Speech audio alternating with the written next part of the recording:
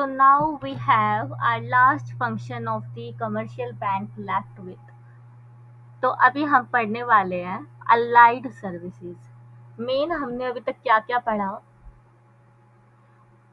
We have studied the acceptance of deposit and then lending of funds and then check facility and then आज हमने पढ़ा remittance of funds and उसके बाद now we are covering with allied services. Allied services का मतलब क्या होता है? Additional ancillary services which account holder a customer of a bank can avail. कुछ ऐसी सर्विसेज जो कि कस्टमर अवेल कर सकता है। In addition to above function In addition to above function, bank also provide allied services. Allied services provide करती है such as bills payment।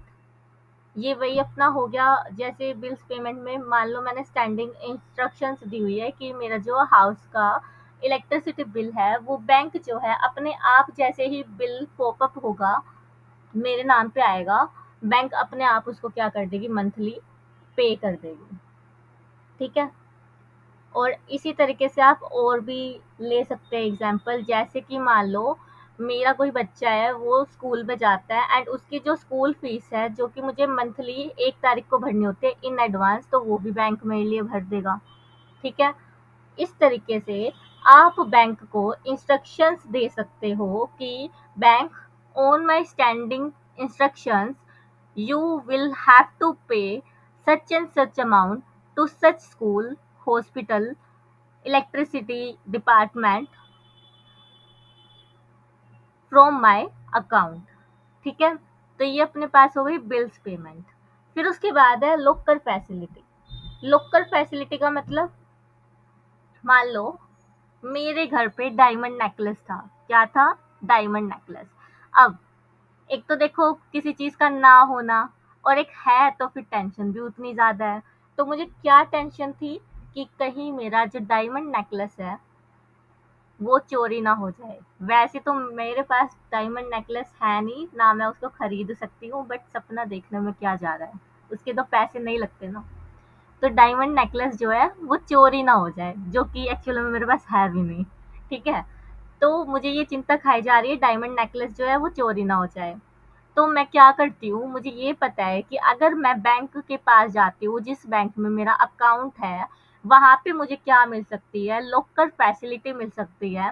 जितना मैं स्पेस लूँगी, जितना बड़ा लॉकर मैं लेने वाली हूँ, उतना ही ज़्यादा रेंट मुझे उस लॉकर का मंथली पे करना पड़ेगा एंड मैं उस लॉकर फैसिलिटी को अवेल कर सकती हूँ। इसमें मैं अपने प्रेशियस ज्वेलरी रख सकती हूँ या फिर अपने प्रॉपर्टी डॉक्यूमेंट्स रख सकती हूँ, ऐसी कोई भी चीज़ जिसके खो जाने से मेरी ज़िंदगी रुक सकती है। ठीक है।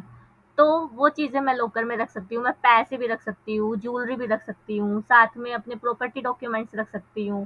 ठीक है। साथ ही अब मान लो मुझे लॉकर में से सामान निकालना है, तो सिर्फ़ और सिर्फ़ उस लॉकर से मैं ही अपना सामान निकालने जा सकती हूँ और कोई भी नहीं जा पाएगा। ठीक है। बट इसका एक एक्सेप्शन है। मान लो अगर आप किसी रीज़न से नहीं जा पाए, सामान आपको चाहिए बट आप नहीं जा पा रहे, तो आप अपने बिहाफ पे किसी और पर्सन को अथोराइज कर सकते हो कि वो मेरे बिहाफ पे जाके लॉकर में से सामान ले ले। बट उसके लिए बैंक आपसे क्या मांगता है, जो भी पर्सन मेरे अलावा जाएगा उससे बैंक क्या लेने वाला है, पावर ऑफ अटर्नी लेने वाला है। पावर ऑफ अटर्नी का मतलब मैं उसमें ये लिख के दूंगी जिस भी पर्सन को भेज रही हूँ कि on behalf of Anjali Jain account number this person can access to this particular jewellery और दिस पर्टिकुलर डॉक्यूमेंट्स, ऐसे लिख दूंगी।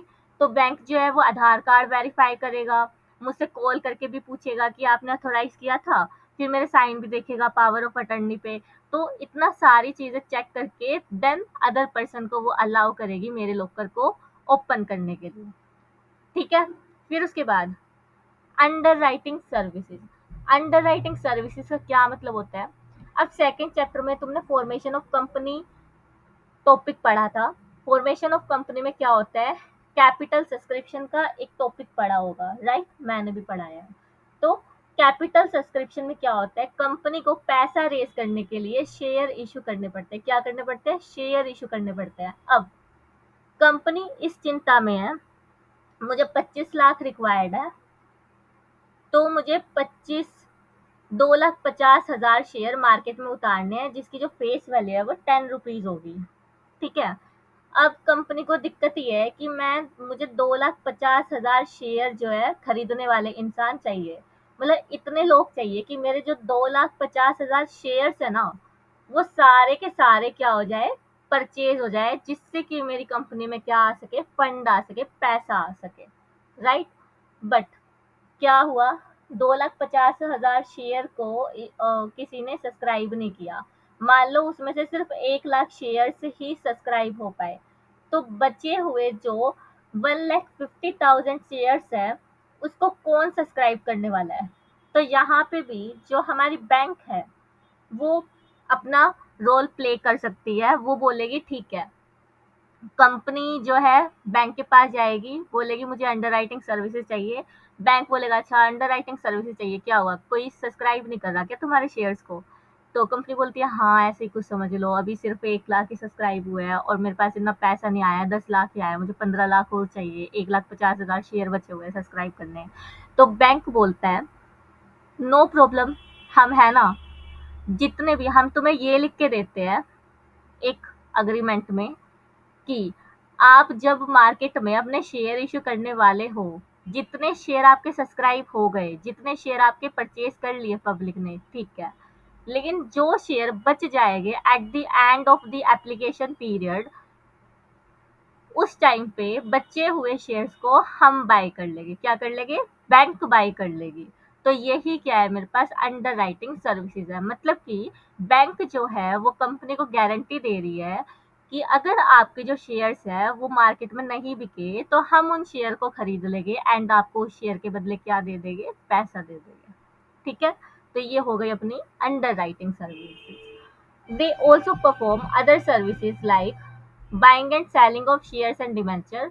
अदर सर्विसेज भी ये परफॉर्म करती है। On the instructions and other personal services like payment of insurance premium, collection of dividend, ये सब क्या करती है, वो सर्विसेज प्रोवाइड करती है। यहाँ तक किसी को कोई दिक्कत है? अब तुम्हें लग रहा होगा मैंने डायरेक्ट बुक से पढ़ा दिया, इस पॉइंट में ऐसा कुछ था ही नहीं कि मुझे तुम्हें पीपीटी पे लेके जाना पड़े, तो इसलिए मैंने अलाइड सर्विसेज को डायरेक्ट बुक से पढ़ाया है। ठीक है। Then in next session we will be covering the e banking. ठीक है। जहां तक अपना फंक्शंस ऑफ कमर्शियल बैंक क्या हो जाता है, दी एंड।